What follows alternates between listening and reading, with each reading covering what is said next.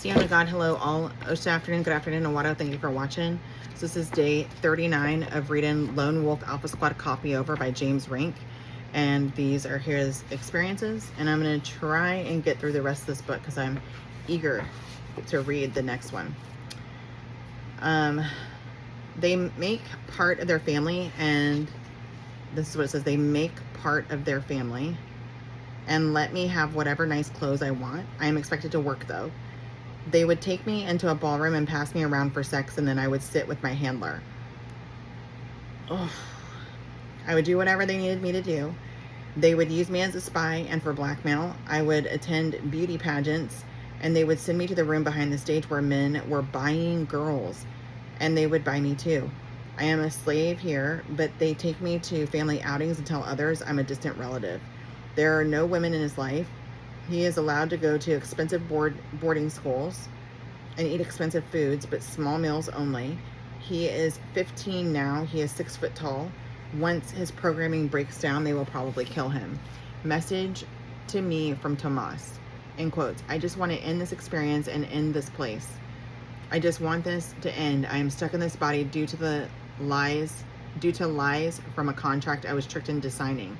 I am like the center of the wheel. Each spike has a clone body of me. I am an adult. I am a child. The center of the spinning wheel says, stop, I am done. I want to disconnect from this experience. I am the only one standing in the middle, united. I wish it to end, and I fell into a black hole and woke up from a dream. It's like a huge bubble. I can feel the pain of my body. So they can do things to me to manipulate me from the pain. It's not a dream. It's not a hallucination. It's something I am pulled into like a vacuum. Nothing can help me out. I am the center of it all. I am also the creator. I create through the altars put into me. Once I know they exist, they can't control me. I can say enough. I don't want to be controlled by you. Now I can. End quote. Tomas is trying to knock on my glass window when I'm asleep. He doesn't want to deal with that part of reality and is asking for me help so I can disconnect. Hayes seems to have forgotten about me. He's found a different boy. Abotava, Abotava, Derek Reinhold, Derickreinhold. I also had a few parallel lives in the reality in which the Nazis won World War II. After the Germans invaded Washington, D.C., they blew up the Washington Monument and released all the suppressed Nikola Tesla technology. The Japanese Empire controlled the West Coast, but Alaska remained a sort of no man's land. Here, I was imprisoned along with other children with starseed genetics in a Nazi Abotava, I have no idea, which is a type of gulag that incorporated indoctrination, brainwashing, and Sumerian magic upon its participants. Sumerian is the language of ancient super soldiers and the base language for the secret space program. It's also used as an ancient language as an initiation for Sumerian codes and for other covert reasons. This Abatava is about 2 miles long. Around the facility are signs that read Super Soldier Base. In this existence, I went by the name of Derek Reinhold. Reinhold was created from DNA of alters Hobie, Baker, and Malcolm. More about them later. I was training with a group of about 30 super soldiers, and we were treated better than the other kids at the Abatava. We all look to be about 14 years old. James Casbolt and Max Spears are here with me inside a hovercraft snow vehicle, wearing a super soldier black suit. We are patrolling this area in order to conduct exercises to hunt each other every day. They often pit us against each other. Everyone speaks German, and our instructor is German. Derek tells me, in quotes, he is not happy because they are pitting us against each other. It feels like we are wasting our time.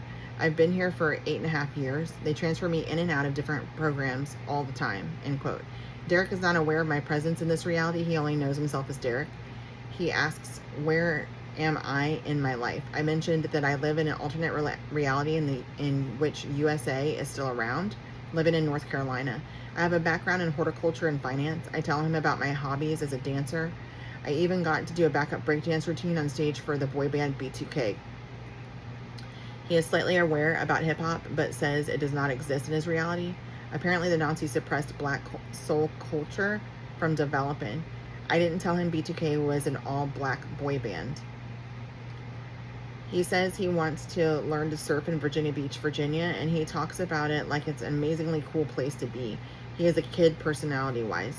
He says he loves plants. His hobbies include fire and weapons, training in the ancient art of sword fighting, and training with advanced weaponry. He has even participated in competitions with some ancient weapons like samurai training. Samurai, sorry. What the heck? Samurai training. Oh my God. He also complained about not having much time to have fun. Excuse me. I told him they will erase his memories at the end of his training and replace them with happy memories of being with a surrogated family, probably in Virginia Beach. He is not aware they will wipe his memories. He is upset, but not much he can do about it. He said he is glad to meet me. He said it is the year 2042. It's not the real year. It's equivalent as the same time as 2020 in your reality. He elaborates. In quotes, there are significant time memory lapses. They trained me, killed me, and wiped me out. I am living two lives simultaneously. I was in training and regenerating during the time I was offline when I died back in 1979 as James Rilsborough, Ralsbourgh. And they literally do that in movies and TV and stuff, where people are living like double lives and they're like some sort of agent or some sort of an assassin or something, right? And then they wake up and they have no idea. This is what is causing memory lapse issues. The memories may not come in memories, but rather in feelings. You need to develop that connection to get the full memory download. And this is Colonel Derek Reinhold.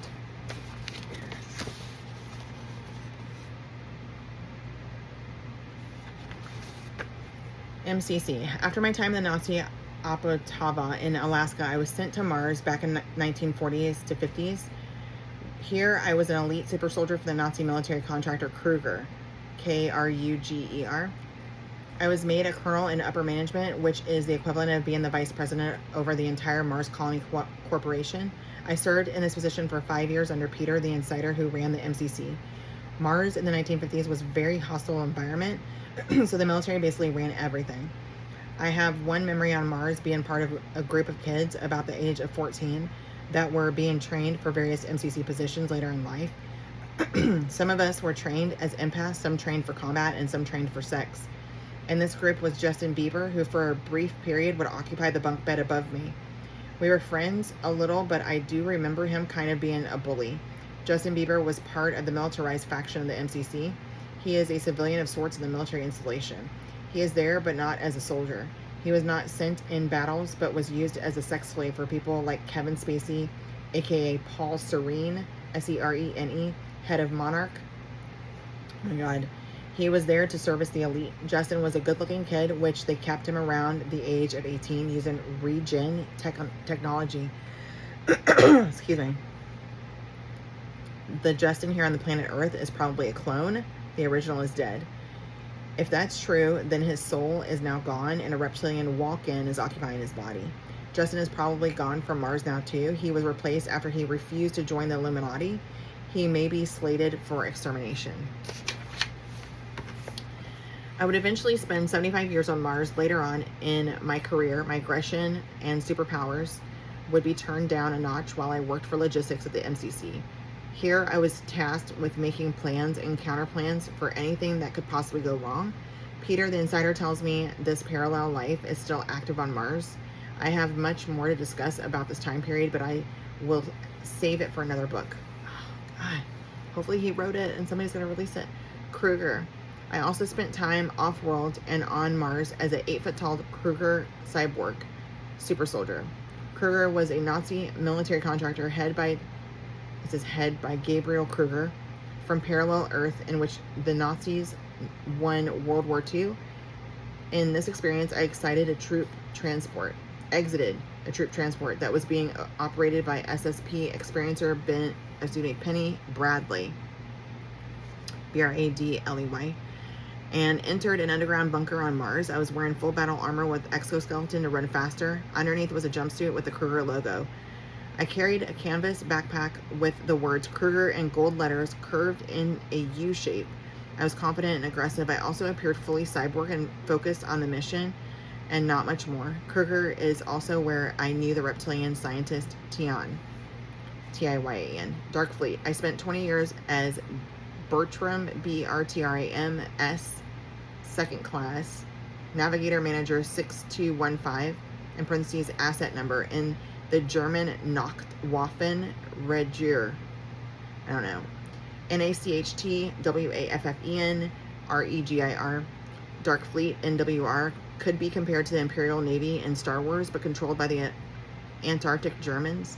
During this time, I was stationed on the Ophelion, O-P-H-E-L-I-O-N, a 20-mile-long wedge-shaped Aurora, A-U-R-O-R-A, class flagship. Ophelion's home port is located in Antarctica, as well as Base 285, an orbital spaceport located above the northern latitude of polar Mars. Bertram looks similar to me, but he has longer hair. His uniform is dark blue, with a hat that has a gold emblem in the shape of the Luftwaffe, Luftwaffe, fire wings. Bertram is aware of his alters, which includes me, as I am considered his home alter. He is scared of making contact due to being closely watched by a Draco liaison and handler stationed on the same bridge command deck, which I also serve. If I step out of line, the Draco is under strict orders to report any changes of my behavior to Captain Zeiss, Z-E-I-S-S. Zeiss is infected with black goo, as required in order to hold that position in NWR, which makes him cold and unhuman. My Bertram alter does not appear to be infected with black goo. As an officer, I was entitled to my own crew quarters, which I think was located on level 19, room 326. I would spend a lot of time there, finding access points in asteroid fields, making operational plans, deciding where ships needed to be, moving assets around, as well as making orders for roving patrols. Other officers I was stationed with have remarked how stale the air was in my room because I was in there so much. But I think I was in there so much was to hide how depressed I was. It was a basic room with nothing fancy inside. There was a beer stein mug in the corner from some Oktoberfest gift, but there are no other personal items other than a NWR uniform hanging on the wall. And here's the Ophelion Kelly flag shift. It says KELI-FLAGGSCHIFF. The wedge thing that he was talking about. My coworker and sometimes my friend while in the canteen area was Niles, N-A-H-L-E-S, Freeman, F-R-E-I-M-E-N. I had a romantic interest with a ship mechanic, Annette, B-O-C-H, Bach. My supervisor on night watch was Dietrich. He oversees navigation and reports to Zeiss directly about my activities in my shift. He notices when I eat and sleep. He is bigger built with curly hair. Bertram seems to be resisting his programming and on hunger strike in order to recover some of his memories. On his last physical, they used a hammer on him to erase his recent memory recalls. In the ship's canteen at the cafeteria, there are NWR personnel all around him eating. Bertram has a sandwich on his tray, grapefruit, and a glass of orange juice. He is not touching the grapefruit. Internal security is watching everyone's plate closely and taking notes of people who are not eating everything on the plate. One of them approaches Bertram. Wasus, W-A-S-U-S, Z-Ich, Hyman, Z-E-E-I-C-H-H-E-I-M-A-N. They are upset at him for skipping the fruit, but they are more concerned about personnel who are not eating the entire meal. He is eventually allowed to have some vacation time on Alpha Centauri 3. This planet has a diameter of 11,940 miles and located approximately 37 million miles from Proximus Centauri. NWR has an embassy there. NWR personnel are not allowed to go more than a certain distance from the embassy before being expelled. It's similar to how the Americans have to live near the U.S. Embassy in the USSR. During this time, Corey Good, so it's G-O-O-D-E-S, Goods, Corey Good's handler, Gonzalez, was stationed at that embassy, but was expelled after he was caught trying to spy on the defensive facilities of the Galactic Federation. He was also barred from visiting Centauri 3 for the rest of his 3D life. During this time, Bertram was in some of the shops in the recreation district and was quickly recalled back to the Ophelion after the incident. Bertram touches a piece of Lemurian, L-E-M-U-R-I-A-N quartz, which causes him to receive downloads of my life in the here and now.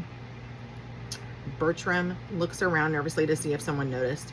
He knew that when he returns back to the ship, the Draco handler would ask what happened on the surface, and would probably use a hammer on him to keep him from remembering his new memories. The shopkeeper was a feline and was initially annoyed about Bertram's presence, being that he is with the NWR, when he notices that Bertram is getting his memories back. He looks out the window to see if it's safe to interact and attempts to show him how to use the crystal. Bertram then sees visions of me in the here and now at my computer. He sees himself on Earth, he sees himself on Earth, bowling, wearing a striped shirt, then a trip to a fast food restaurant. Sees hometown in Newark, N-E-W-A-R-K, New Jersey, but these must be implanted memories or from another circuit altar of mine. He sees a skyscraper in New York City. There's a portal inside, and it takes him down underground into inner Earth. This portal is only used by NWR officer class. However, regular crew members like himself can go through under guarded escort. He remembers being told that after 20 years of service, he would be paid $45,000 a year thereafter. Bertram asks how he can defect and keep his memories. The Lyrian feline, L-Y-R-I-A-N, feline, informs him he needs to compartmentalize his mind to hide his memories from the Draco that is monitoring him. When Bertram gets back to the Ophidian, he uses a memory bleed through of my life in the here and now to build a very crude meditation device using wireframe pyramids, which look very similar to the Neo meditation cube I make and sell. Security eventually found it immediately, took it away, and tore up his quarters. Afterwards, the Draco punished him and wiped his memories with a hammer. He was then directed to canteen or bar, in parentheses beer house, and given extra rations for alcohol in hopes it would keep him from using his psionic abilities. Next memory, I see myself wearing a black uniform with gold stripes, which is considered a unit award reversed for military intelligence officers in a command level rank. I was an operating as double agent for Kruger and tasked to spy and report back to my handler at Lunar Operations Command. Being a Kruger double agent in Dark Fleet could be compared to that of a Lockheed, L-O-C-K-H-E-E-D, Martin mole at the Pentagon. These are all sister organizations of each other, and spying on each other's operations is just a part of competitive spirit within the SSP. The tall whites and Nordics are also involved in all this. They are fighting each other and use us to fight and spy for them. Kruger had given me orders to kill another prominent SSP whistleblower who has since gone public. In this memory, she served as a commanding officer and interrogation specialist under the name of Pauline Schneider, S-C-H-N-E-I-D-E-R. We got word one of her alters was now working for the CIA, and arrangements were made to kill her in such a way to make it look like an accident. Both of us are flying small triangular crafts on Mars, and I accidentally crashed into her craft, but for some reason she was able to survive and immediately began to feel animosity towards me. Pauline is about to confront me in the ship's mess hall. This room looks similar to a school cafeteria with lots of dining trays, and I am sitting down in the officers area wearing my black with gold bars and stripes Nachtwaffen uniform. Nearby, the lower ranks and maintenance crews are sitting down wearing their brown uniforms. Reptilians and humans can also be seen sitting together. Everyone seems to be very quiet. Small talk is not encouraged, as everything is being listened to. I believe that I am stationed on M475 vessel, M equals military asset such as a prison ship or intelligence gathering vessel. The 475 stands for the chassis type. Here the crew knows me as Chief Commander Derek Reinhold. I am tasked with overseeing a division of about 55 super soldiers as part of my duties on board the ship. The job mostly involves training and analyzing data. I have been upgraded with an injection that contains a box with an implant, allowing me to speak the German language protocol. Pauline approaches me. She is wearing an Iron Cross, black Nazi uniform, and a black cap with the eagle on it. She suspects I am not cooperating with Dark Fleet. She sits down next to me and says, I figured you out. And I'll leave it at that. Donde go hang gay and a good chance to me again. Love you, mean it.